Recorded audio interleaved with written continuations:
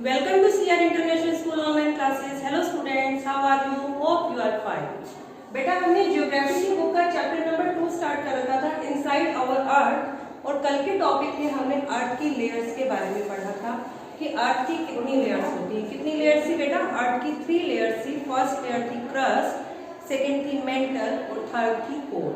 ठीक है, हमने इन 3 लेयर्स के बारे में अच्छे से डिस्कस किया था। आज जो हम इसमें टॉपिक लेने वाले हैं वो टॉपिक है आपका रॉक्स का। ठीक है, rocks and minerals. Only rocks का ही चैप्टर ले लेते हैं क्योंकि काफी बड़ा है ये चैप्टर। रॉक्स क्या होती है? रॉक्स जो है एक नेचुरल ऑकरिंग सब्सटेंस है जो कि मिक्सचर होता है केमिकल का, जो कि हमारी अर्थ के अंदर पाया जाता है। ठीक है, एक प्राकृतिक संगठन है। और जो रॉक्स हैं ये भी हमारी 3 टाइप्स की होती हैं। फर्स्ट टाइप की रॉक है हमारी इग्नियस रॉक। इग्नियस जो रॉक है इसको हम प्राइमरी रॉक भी कहते हैं क्योंकि सबसे पहले यही रॉक बनती है। इसे प्राइमरी रॉक यानी कि प्राथमिक शैल, या फिर इसे हम पेरेंट रॉक, जनक शैल भी कहते हैं। जब धरती के नीचे जो मैग्मा है, जो लिक्विड गर्म पदार्थ है, जो धरती की सतह के नीचे है, जब वो धरती के ऊपर आता है और ठंडा होकर, धरती के ऊपर भी आ सकता है और नीचे भी, जब वो ठंडा होकर एक कठोर रूप धारण कर लेता है तो इसके कारण आपकी इग्नियस रॉक बनती है। इन्हें हिंदी में हम आग्नेय शैल भी बोलते हैं। क्या बोलते हैं हम? आग्नेय शैल। ये आपकी अर्थ सरफेस के नीचे भी बन सकती है और अर्थ सरफेस के ऊपर भी बनती है। सेकेंड जो रॉक है वो है आपकी सेडिमेंट्री रॉक।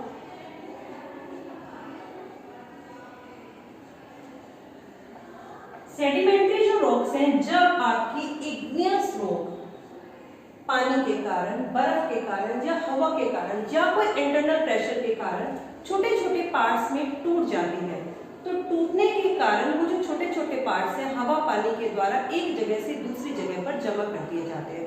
छोटे छोटे टुकड़े हो जाते हैं, छोटे छोटे फ्रेगमेंट्स हो जाते हैं, जिन्हें हम सेडिमेंट्स या फ्रेगमेंट कुछ भी कह सकते हैं। तो वो जब छोटे छोटे टुकड़े जाकर किसी दूसरी जगह पर डिपॉजिट होते हैं तो वहां पर एक के ऊपर एक लेयर बनती चली जाती है और वो भी कंप्रेस्ड होकर दबकर हार्ड रूप धारण कर लेती है। तो कौन सी रॉक बनती है? आपकी सेडिमेंट्री रॉक, जिसे हम अवसादी शैलें भी कहते हैं। ठीक है, इसे हम अवसादी शैलें भी कहते हैं। थर्ड जो है वो है आपकी मेटामॉर्फिक रॉक।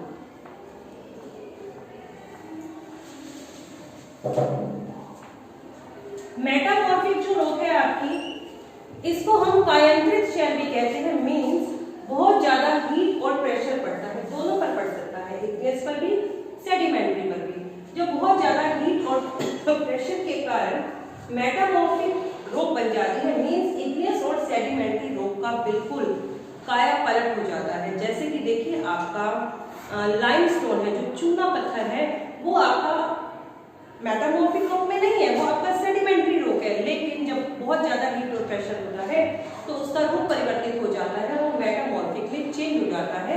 इसे हम कायांतरित शैल भी कहते हैं। कौन सी बोलते हैं? कायांतरित शैल। ठीक है, ये आपकी कायांतरित शैल है। कौन सी है? कायांतरित शैल। अब देखिए बेटा, आज हम इन्हीं के बारे में पढ़ने वाले हैं कि रॉक्स क्या होती है और ये कितने टाइप की होती है। तो निकालिए बेटा आपका page number G15. Open your book, page number G15. The surface of the earth is made up of rocks. जो अर्थ की सतह है, जो अर्थ का सरफेस है, वो चट्टानों से बना है। Which are composed मतलब बना हुआ है, वो बना हुआ है of mineral substances, मिनरल यानी कि खनिज पदार्थों से बना है, and found in a solid state on the crust, और हमारी क्रस्ट पर एक सॉलिड रूप में पाया जाता है। अब रॉक क्या है? Rock is a natural occurring substance, प्राकृतिक रूप से मिलने वाला पदार्थ, mostly made up of a mixture of mineral, जो कि मुख्य रूप से मिनरल्स के मिक्सचर से बनता है। मिनरल्स क्या होते हैं? मिनरल्स क्या है? Minerals are natural occurring substance. Minerals भी नेचुरल ऑकरिंग सब्सटेंस। कैसे सब्सटेंस? केमिकल सब्सटेंस, मतलब रासायनिक। Minerals are natural occurring chemical compound. ये रासायनिक संगठन है जो हमारी पृथ्वी के अंदर रासायनिक तत्व पाए जाते हैं, वो आपके मिनरल्स हैं। The minerals feldspar and the quartz are the common constituents of rock. जो मुख्य रूप से पाए जाने वाले मिनरल्स हैं, उन दोनों के नाम हैं फेल्डस्पार और क्वार्ट्ज, इसे हम सिलिका भी कहते हैं। ये इसके मेजर कॉन्स्टिट्यूएंट्स मतलब इसके मेन एजेंट्स हैं। There are thousands of minerals, but most of the rocks are made up of only a few of specific minerals. There are thousands of minerals. बहुत हजारों की संख्या में मिनरल्स हैं, लेकिन जो चट्टानें हैं वो कुछ ही स्पेसिफिक मिनरल्स के कारण बनती हैं, कुछ स्पेसिफिक मिनरल्स के कारण ही बनी। Minerals of silicate group are found in evidence. जो मिनरल्स हैं वो बहुत ही, उनमें सिलिकेट जो ग्रुप है वो बहुत ही एविडेंस मतलब बहुत ही प्रचुर मात्रा में, बहुत ही ज्यादा मात्रा में ऑन द अर्थ सरफेस, पृथ्वी की सतह पर पाया जाता है। वी एक्सट्रैक्ट, एक्सट्रैक्ट मतलब क्या होता है? निकालना। मिनरल्स को हम धरती से खानों से खोद कर निकालते हैं, जैसे आपने देखा सोना, चांदी, लोहा सब हम पृथ्वी से ही निकाल रहे हैं, तो उसको हम बोलते हैं एक्सट्रैक्ट बोला जाता है उसको। इसमें हम मेटल भी निकालते हैं और नॉन मेटल भी निकालते हैं। नॉन मेटल क्या है? जिसमें मेटल नहीं होता, जैसे आपका सल्फर है, आपका कार्बन है, हाइड्रोजन है, कोयल है, सॉल्ट है, ये सब आपके नॉन मेटल होते हैं। और मेटल में आपका आयरन है, गोल्ड है, सिल्वर है, ये सब आपका मेटल है। Rocks contain a mixture of mineral. Rocks के अंदर मिनरल्स का मिक्सचर होता है and the extraction of chemical elements. और जब हम धरती में से इन रासायनिक तत्वों को निकाल लेते हैं तो ये कैसे बन जाते हैं? अनइकोनॉमिकल, मतलब बहुत लाभकारी नहीं रहते, क्योंकि जो उसमें यूजफुल चीजें थी वो तो हमने निकाल ली वहां से। Hence such rocks are used for the other purpose। तो इस प्रकार की रॉक्स को हम किसी दूसरे पर्पस में यूज करते हैं, जैसे बिल्डिंग हाउसेस, घर बनाते हैं तो रॉक्स, मिट्टी चाहिए, ईंट चाहिए, ये सब हमारी चट्टानों से ही बन रही है। हाउसेस बनते हैं, रोड का कंस्ट्रक्शन, सड़क का निर्माण होता है। मेटल लाइक आयरन, देखिए ये आपके मेटल्स हैं, कौन से वाले मेटल है? जिसके अंदर आपका लोहा पाया जाता है, ठीक है, वो तो हो गया आपका आयरन। और कुछ मेटल ऐसे भी होते हैं जिसमें लोहा नहीं होता, अधात्विक होते हैं, वो अलोह होते हैं, जैसे कि आपका गोल्ड है, सिल्वर है। Are obtained from metallic ores, ये आपके धात्विक ओर्स हैं। और वाइल्ड सब्सटेंसेस, और कुछ सब्सटेंस जैसे कि आपका मीका, कार्बन, सल्फर, मैंने आपको पहले और भी नेम बताए, कोयल, सॉल्ट, पोटेश, आपके जो हैं नॉन मेटेलिक मिनरल्स हैं जो कि हमारी अर्थ में पाए जाते हैं। On the basis of their information, इस इंफॉर्मेशन के आधार पर rocks have been divided into 3 main categories. हम रॉक्स को 3 मेन कैटेगरीज में डिवाइड करते हैं। 3 मेन कैटेगरी कौन सी है? इग्नियस रॉक, सेडिमेंट्री रॉक और आपकी मेटामॉर्फिक रॉक। तो सबसे पहले हम बात करते हैं इग्नियस रॉक के बारे में कि इग्नियस रॉक क्या है और ये कैसे बनती है। Igneous rocks are known as primary rock, मैंने आपको बताया, इसे हम प्राइमरी रॉक भी कहते हैं और इसे हम पेरेंट रॉक भी कहते हैं। पेरेंट क्यों? मतलब ये जनक है, बाकी सभी शैलें इसी से ही बनी है, इसीलिए इसे हमने पेरेंट भी कहा। और प्राइमरी ये प्राथमिक शैल भी है, ठीक है, because they believe to be the first rock form on the earth, क्योंकि ऐसा माना जाता है कि पहली रॉक है जो पृथ्वी पर बनी, मतलब लावा से, मैग्मा से बनने वाली ये पहली रॉक है, इसीलिए इसे हमने प्राइमरी रॉक का नेम दिया। All other rocks are ultimately derived from the igneous rock. और बाकी जितने भी रॉक्स हैं, मींस आपकी सेडिमेंट्री और मेटामॉर्फिक, ये दोनों आपकी इग्नियस से भी बनी है, लेकिन इग्नियस रॉक डायरेक्ट आपकी मैग्मा या लावा से बनी है, तो इसलिए इसको हमने प्राइमरी रॉक का नेम दिया है। They cover a large percentage of earth crust, और अर्थ की क्रस्ट का, हमारी पृथ्वी की जो सबसे ऊपर की लेयर है ना क्रस्ट, उसके एक बहुत बड़े पार्ट को आपकी इग्नियस रॉक कवर करती है। मींस अर्थ क्रस्ट के बहुत बड़े पार्ट पर हमें यही रॉक मिलती है। Before the formation of the crust, crust बनने से पहले earth was in a molten state, पृथ्वी जो थी वो पिघले हुए रूप में थी। It upper layer cold and become a surface of the earth, इसकी ऊपर की लेयर ठंडी होती चली गई और अर्थ की सतह बन गई, which gave rise to these rocks, जिसके कारण इन रॉक्स का निर्माण हुआ। These rocks continue to be formed even today, और ये रॉक आज तक बन रही हैं। ऐसा नहीं कि बस एक बार रॉक बन गई, ये प्रोसेस जो है कंटिन्यू चलता ही रहता है। Molten material in the interior of the earth is known as a magma। पृथ्वी के नीचे जो मोल्टन मटेरियल, पिघला हुआ पदार्थ पाया जाता है, उसे हम मैग्मा कहते हैं। क्या कहते हैं? Magma. When it's come out on the cracks, जब ये पृथ्वी पर क्रैक्स में से, दरारों में से बाहर आ जाता है, when the igneous rocks are formed on the earth surface, तो पृथ्वी की सतह पर इग्नियस रॉक बनती है। बेटा मैं आपको यहाँ बताती हूँ कि जो हमारी इग्नियस रॉक है ना वो भी 2 टाइप्स की होती हैं। एक होती है आपकी एक्सक्लूसिव इग्नियस रॉक, ये है आपकी एक्सक्लूसिव इग्नियस रॉक, और एक है आपकी इंट्रूसिव। ठीक है, जो आपकी इंट्रूसिव है वो अर्थ के अंदर ही बनी है और जो एक्सक्लूसिव है वो अर्थ की सतह के ऊपर बनी है। तो जब मैग्मा जो धरती के नीचे एक मोल्टन मटेरियल है, जब वो पृथ्वी की सतह के ऊपर आ जाता है, क्रैक्स बन जाते हैं सतह पर और उनमें से बाहर आता है और बाहर आने पर वो ठंडा हो जाता है, सॉलिड होकर जिस रॉक का निर्माण होता है उसे हम एक्सक्लूसिव इग्नियस रॉक कहते हैं। लेकिन कभी कभी क्या होता है, ये जो मैग्मा है वो धरती के नीचे ही ठंडा हो जाता है, तो उससे जो रॉक्स बनती है उसे हम इंट्रूसिव इग्नियस रॉक कहते हैं। When the igneous rocks are formed on the earth's surface, जब igneous rocks पृथ्वी की सतह के ऊपर बनती हैं, they are called exclusive igneous rocks. Example such of rocks are basalt, इसका example है basalt और rhyolite. ठीक है, intrusive igneous rocks are those igneous rocks that solidified beneath the earth's surface, जो कि अर्थ सरफेस के नीचे ही बनती हैं। Granite and the gabbro are the example of such rocks, इसके एग्जांपल हैं ग्रेनाइट और गैब्रो। ठीक है, These rocks are very strong, ये रॉक्स बहुत ही मजबूत होती हैं, बहुत ही ज्यादा हार्ड होती हैं और नॉन पोरस मतलब कि कैसी होती हैं, जो अपने अंदर में से किसी भी लिक्विड को या एयर को पास नहीं होने देती और वैल्यूएबल बहुत ज्यादा वैल्यू भी होती है, इनकी बहुत ज्यादा कीमत भी होती है।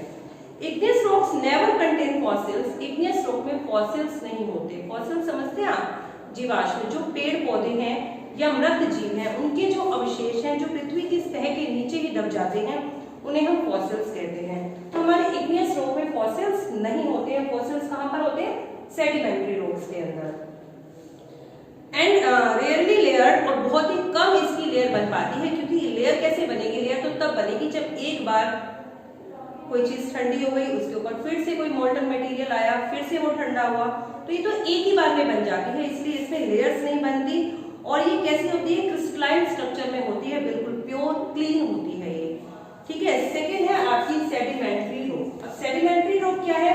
ये आपकी किससे बनेगी? इग्नियस रॉक से बनेगी, क्योंकि इग्नियस ही इन सबकी पेरेंट है। देखिए, the igneous rocks were broken down into the small fragments due to the action of flowing river, wind and sea waves. समुद्र की वेव्स, समुद्र की तरंगों के कारण, हवा के कारण या नदी के बहने के कारण क्या होता है, ये जो चट्टानें हैं छोटे छोटे टुकड़ों में टूटने लगती हैं। These small broken rock pieces were deposited into the river beds. अब ये जो छोटे छोटे रॉक्स के पीसेस हैं, हवा और पानी के साथ बहते चले जाते हैं और किसी रिवर बेड होता है नदी के तल में, किसी नदी के तल में या फिर नदी घाटी में वो डिपॉजिट हो जाते हैं।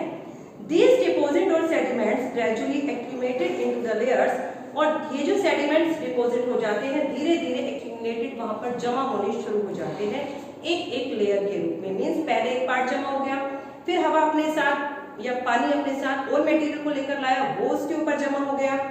इन ड्यू कोर्स ऑफ टाइम, और समय के साथ साथ दीज लेयर्स वर कंप्रेस्ड, ये लेयर कंप्रेस करती चली जाती हैं and cemented to form and stratified rocks are called sedimentary rock.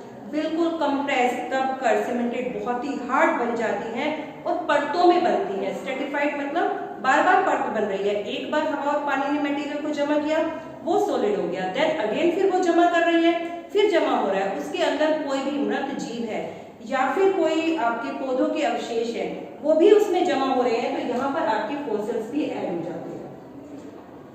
ठीक है, यहाँ पे आपके फॉसिल्स ऐड हो गए क्योंकि ये छोटे छोटे टुकड़ों से बनी है। जब छोटे छोटे टुकड़े जाकर एक जगह पर जमा हो जाते हैं तो उसके बीच में कई छोटे छोटे मृत जीव और पौधों के अवशेष भी जमा हो जाते हैं। इसीलिए कौन सी रॉक में फॉसिल्स होते हैं? सेडिमेंट्री रॉक्स के अंदर।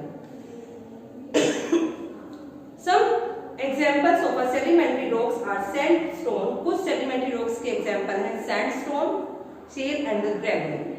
Sometimes fossils of plant and animals can also found in the sedimentary rock। वही जो मैंने अभी आपको बताया कि जो fossils of प्लांट और एनिमल्स के जो अवशेष हैं वो भी आपके सेडिमेंट्री रॉक के अंदर पाए जाते हैं।